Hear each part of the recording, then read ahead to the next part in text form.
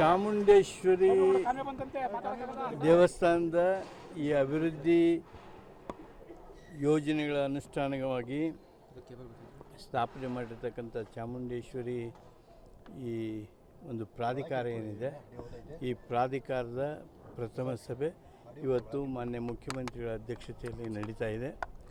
ಏನು ಯೋಜನೆಗಳನ್ನು ಹಾಕ್ಕೋಬೇಕು, ಅಭಿವೃದ್ಧಿಯ ಕೆಲಸಗಳನ್ನು ಹಾಕ್ಕೋಬೇಕು, ಅವುಗಳ ಬಗ್ಗೆ ಚರ್ಚೆ ಮಾಡಿ, ವಿವರವಾಗಿ ಚರ್ಚೆ ಮಾಡಿ ಇವತ್ತು ಒಂದು ಚಾಲನೆಯನ್ನು ಕೊಡ್ತಕ್ಕಂಥ ಕೆಲಸ ಸನ್ಮಾನ್ಯ ಸಿದ್ದರಾಮಯ್ಯನವರು ಮಾಡ್ತಾಯಿದ್ದಾರೆ.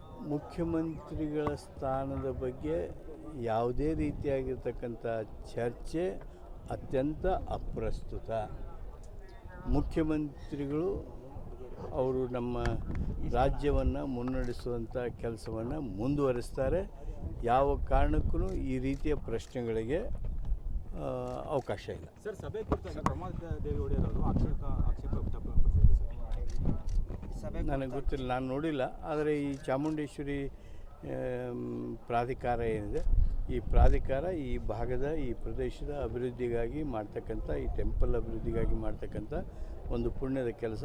ಬಹುಶಃ ಅವರು ಯಾವ ಕಾರಣಕ್ಕಾಗಿ ವಿರೋಧ ಮಾಡಿದಾರೋ ಗೊತ್ತಿಲ್ಲ.